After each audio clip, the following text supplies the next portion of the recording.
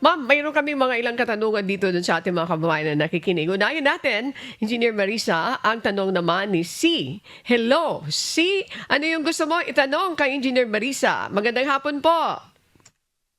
Magandang hapon po, Ma'am Annie, Sir Aga, at kay Engineer Grande. Opo, ako po si C. May tanong lang po ako with regards po sa aking document sa PSA.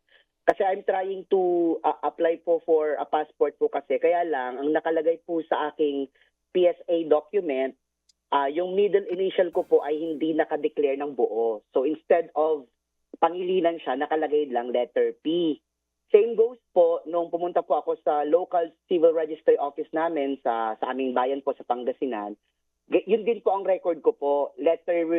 Instead of middle name, ang nakalagay po ay middle initial. Nagtanong po ako sa kakilala ko po sa DFA, baka daw magka-problema ako sa pag-apply for a passport kasi nga hindi po buong-buo yung pangalan ko po. So paano po kaya ang gagawin ko? Maraming salamat Ayan. po. Thank you very much po. Engineer Marisa, anong sagot natin po doon?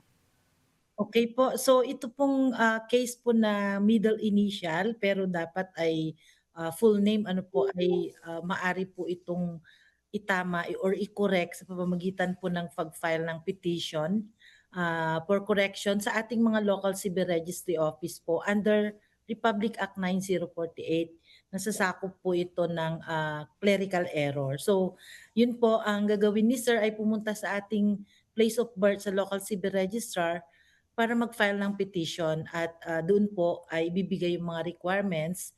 And after that, ipapasa naman po ito sa PSA for the affirmation nitong petition for correction of the middle initial to middle name po. Okay, singit lang po ako, Engineer Marisa. Kung na-file nyo na yung petition diyan sa local registry, magbibilang ka po ng ilang araw dito? Months o kaya taon, ma'am? Yes, sa mga petition na kagaya po nito ay kailangan po mayroon tayong notice of posting na mga kinukumply. So it will take 10 days muna 'yan bago to ma-file at i-forward sa PSA. And siguro bigyan niyo po 'yan ng mga more than 2 to 3 months na proseso. But we accommodate naman po ng in case may mga rush ay maari lang po silang mag-email sa aming mga hotline, email addresses, or tumawag sa aming hotline para ma-accommodate at pwede naman po tayong may tinatawag po kami na rush or mga VIP request, pwede natin po i-accommodate para po mapabilis yung proseso. Lalo na po yung mga naghahabol na magkaroon po ng trabaho. So priority naman po natin yan. Very good. Ayan, 2 to 3 months at mayroon silang rush o mga VIP request. Maraming salamat dito sa information na ito. Tuloy natin, mayroon pa tayong magtatanong dyan. Yes, ito pa po ang next question po Salamatan ay muna natin si C.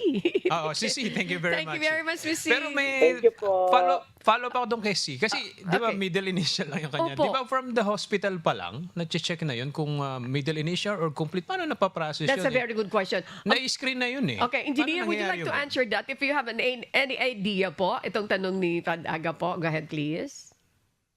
Yes, actually yung pagpe-prepare po kasi ng birth certificate ay kung sa facility, sa hospital pinanganak yung bata, doon po pine-prepare at may mga common po sa ating mga kababayan merong mga clerical or typographical error Yun lang. dahil wala tayong one online na system, no? So kaya ngayon nag-continue tayo ng mga enhancement sa civil registration.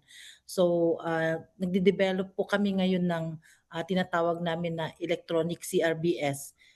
Under pilot po ngayon para magamit ng ating mga hospital at wala po yung duplication of task, kumbaga.